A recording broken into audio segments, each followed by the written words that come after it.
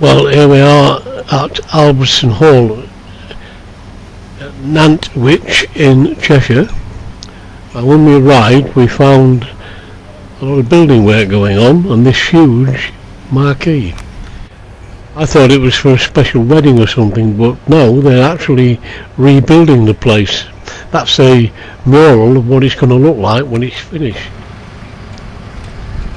Building work is underway and they've used a lot of the facilities, like the bowling green's not there anymore, the golf course was closed off, the putting green was missing, and that marquee turned out to be the entertainment room and the dining room, and they transformed it overnight from being a normal venue like it used to be into what it is today, and it'll be like this until they get the job done, which will be sometime in 2014.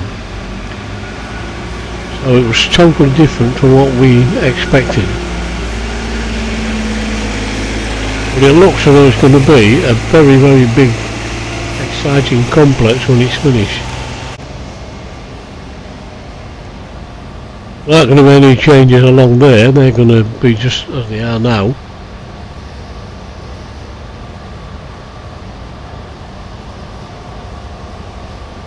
Putting green used to be over there, it's car park now.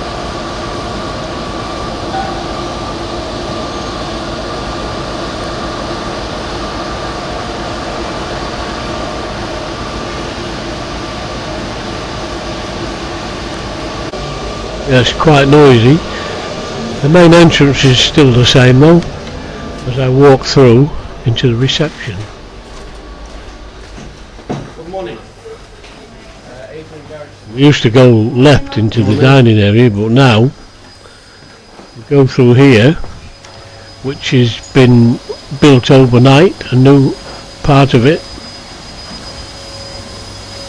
Amazing what they've done, really.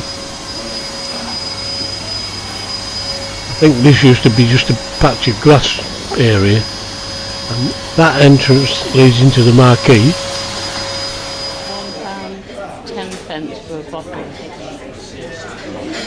This part is an area for relaxing and sitting and having a drink at night, although you can stay in the marquee where the entertainment is, where you have your meals. We used to go somewhere around that area for our meals in the past.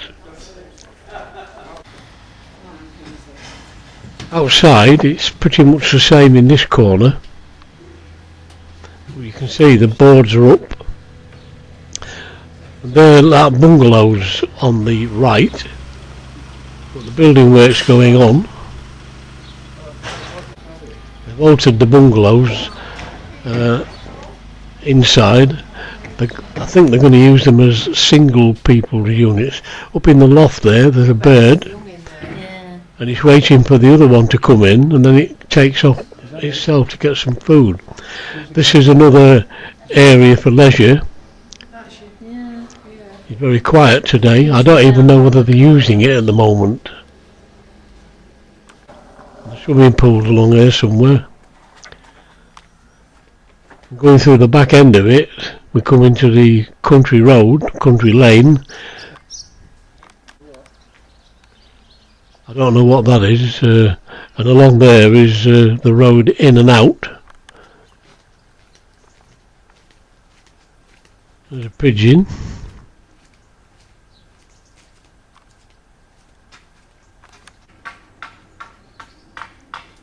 Very quiet.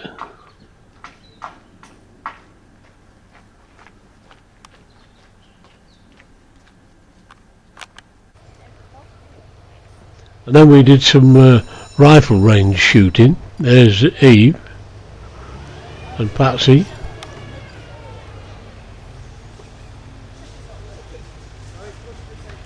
Having a little go.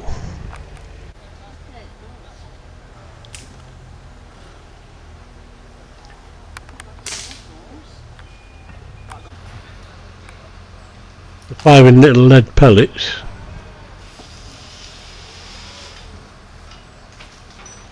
Just for fun, really.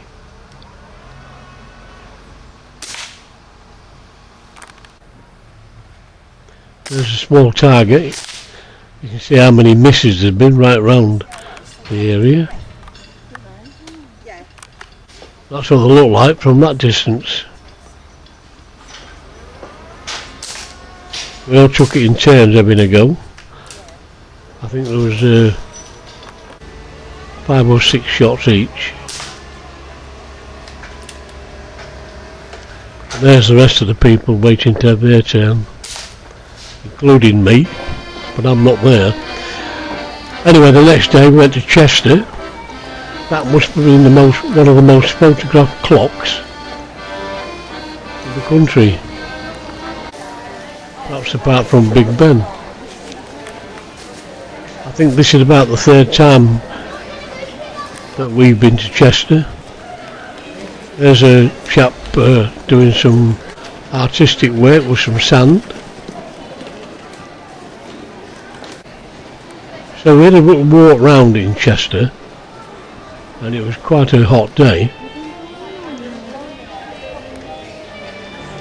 We're going to lose them if we're not careful.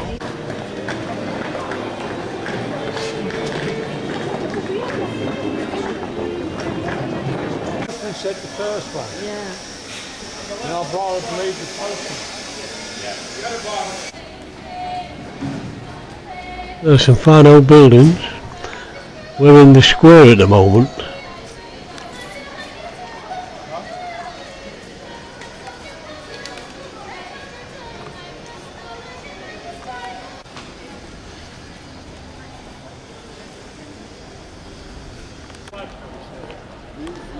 There's an old bus which takes people for a tour round. We went on a bus tour, but not on that one. We're getting some tickets to go on this bus tour, which also included a trip on the river. This is a walking tour, and these are the people setting off on the walking tour with a guide.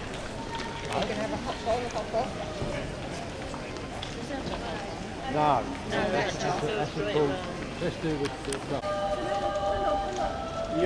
We came across this character here.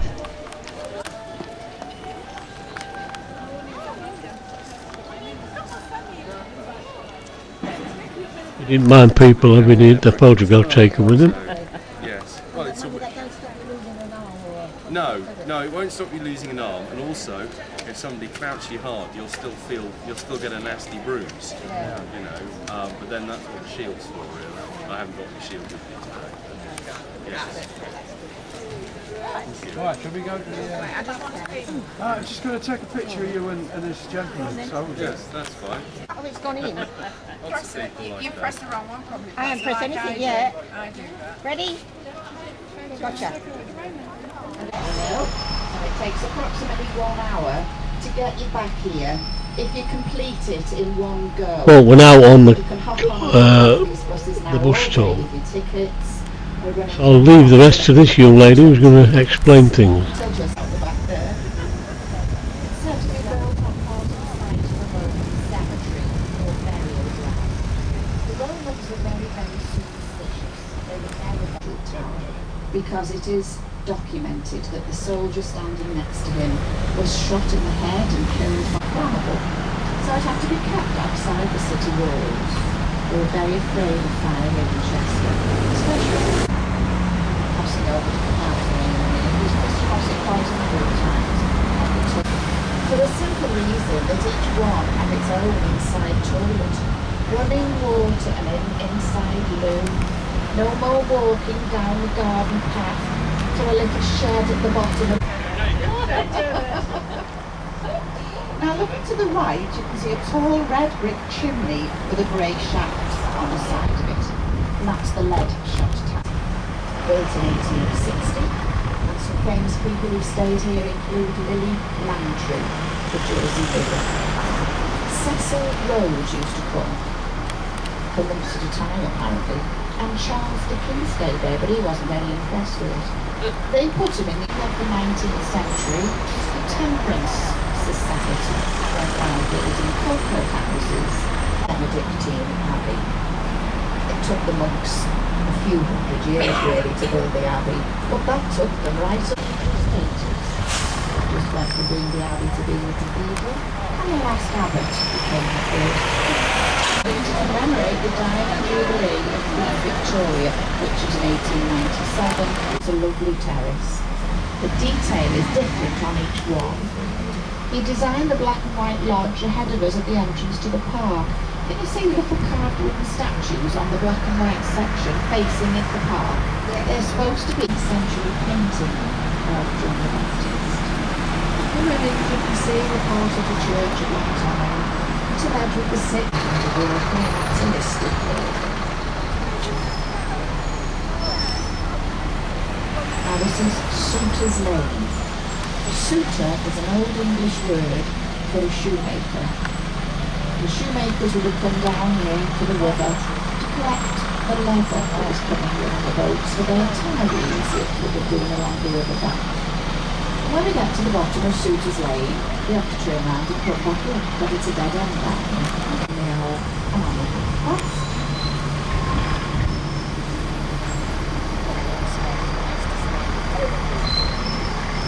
The American sitting outside. We're already on half an hour, aren't we?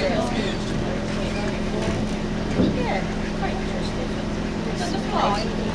It's running the most intricate rigmarole you could imagine. And they are so tall. Foundation twists. And they run every 20 minutes, so you can still that was tired. In the unlikely event of an emergency, please stay calm and follow exactly all instructions given to you by the master of the boat and members of the crew. For their own safety, will you please leaving the Welsh foothills of Bangor-on-Dee. It then meanders northwards through the Cheshire Plain before swinging northeast to Chester. However, it was during the mid-19th century with the coming of the railways and thus tourism to the city that the river really came into its own as a source of leisure and recreation for the hedonistic, pleasure-seeking Victorians. But as an example, in 1854, the charge for charter of a 20 to 30-man rowboat up to and including 8 of the at that time newfangled and not exactly popular steam launchers. During your cruise today, look out for mallard ducks, waterfowl such as moorhens and coots, herons, cormorants, kingfishers of your very shark, and the most common breed to be seen on the River Dee is the newts.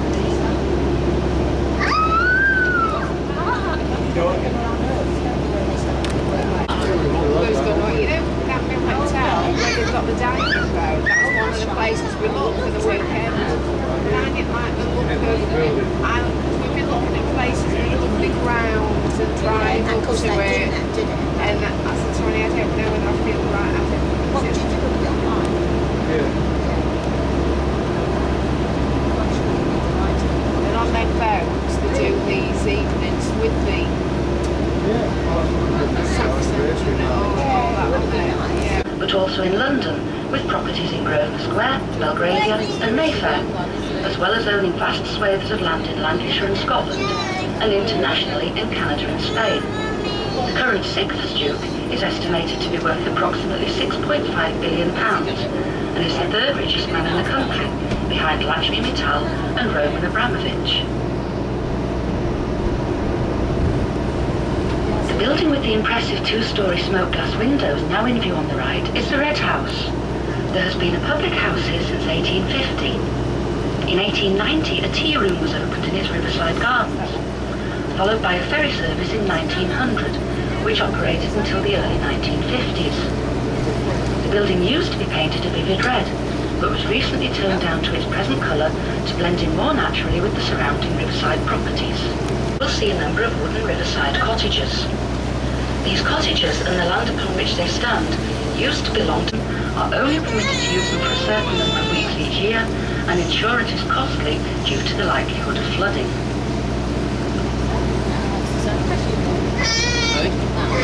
Over in the distance on the left-hand side, you will soon be able to see part of the city skyline. The four-turreted tower marks the position of our beautiful cathedral. In Roman times, this was the site of the Basilica of St. Paul and St. Peter, and during the Saxon occupation of the city, still in the distance, but sweeping well around to the right, you will notice a tall chimney. This is Chester's lead shot tower. It was built in the 1700s to provide lead shot, otherwise known as musket balls, primarily for use in the Napoleonic Wars. A number of such towers were built in this country around this time, but Chester's Tower and Lead Works, although now derelict, is one of the few still remaining in its entirety, by the name of John Douglas. He was responsible for more than 400 buildings in and around the city, and was particularly noted for his fabulous chimneys, many resembling twisted sticks of barley sugar. But by far his most famous piece of work is the beautiful wrought ironwork which supports Chester's clock astride the East Gate, today a symbol of Chester throughout the world, and reputedly one of the world's most photographed clocks. Built at the site of a Roman ford in the 1st century AD, even today the river here is quite shallow, and it's possible for an adult to walk across at this point without getting wet much above chest height. Coming into view now on the right-hand side is a lovely tall creek, as this was the site of the city's leper hospital. Many of the buildings date from the 19th century and were built by wealthy Victorians. Today, sadly, a large number of them have been converted into yet more apartments or adapted for business use. During the 1st century AD, the Romans discovered natural water springs in this area and pumped their supplies into the city via lead pipes and an aqueduct. And our modern city still gets some of its supplies from this same source.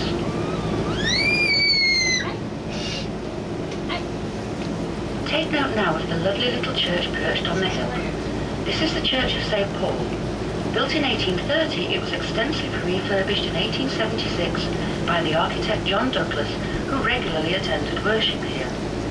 Between the church and the buildings below is a barely visible lane, which goes by the strange name of Barrelwell Hill. For an explanation of this name, we need to cast our minds back to medieval times and the practice of witchcraft. Ladies under suspicion were brought to the head of the lane and tied into a barrel, which was then bowled down the hill into the river. If the lady drowned, she was deemed to be innocent and on her way to heaven. This is Gallows Hill, and is the place where for 200 years these and more general executions were carried out. The last one being on Saturday the 9th of May 1801, when three men, Samuel Thompson and John Morgan, professional criminals convicted of issuing counterfeit banknotes, and John Clare, a young man in his early 20s sentenced for petty burglary, were brought here in chains to await hanging. A huge crowd had gathered to witness the end of an era, and as the cart carrying the three men into the Dee, where inevitably he drowned. Clare's lifeless body was brought out of the river about 20 minutes later, and in the most brutal fashion, according to the Chester Chronicle, the city sheriffs knew their duty. The law had decreed this was once the home of the writer Thomas Hughes, best known as the author of Tom Brown's School Days. As a member of the legal profession, Hughes moved to Chester in 1882 as a county court judge, and had this beautiful riverside mansion built, naming it Huffington House after the small town in Berkshire where he was born in 1822. Today, Huffington House has the distinction of being one of the few 19th century riverside properties to remain a single private dwelling. Still only one person living there, or your family living there. Just coming into view now are what appear to be some elegant Georgian townhouses.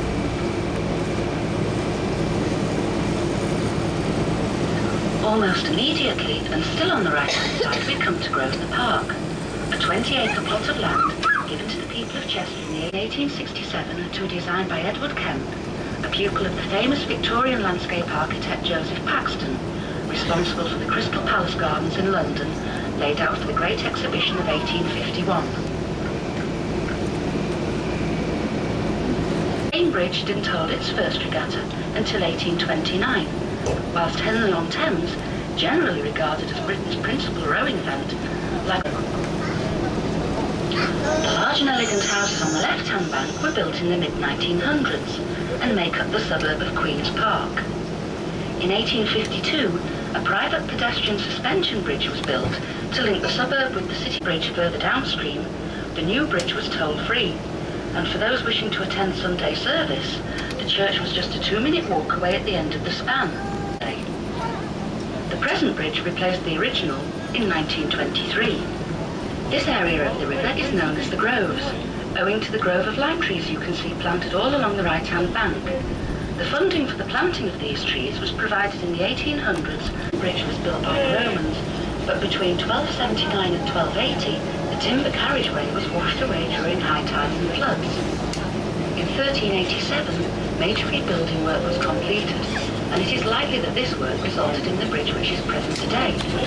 In 1828, the bridge was widened for pedestrian traffic, and in 1868, tolls were finally abolished.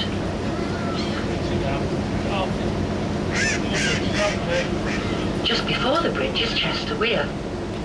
To the right of the weir is the UK's only example of a weir gate. This unusual feature is a single low-level lock gate set into the weir, which can be opened to provide extra draft for boats to pass up or downstream on spring tides once the water levels on each side have equalised. The weir was built for Hugh Lupus or Hugh d'Avranches in 1093 for the Benedictine Abbey of St. Werburgh, to provide a constant head of water to power their corn mills downstream on the right. Thank you.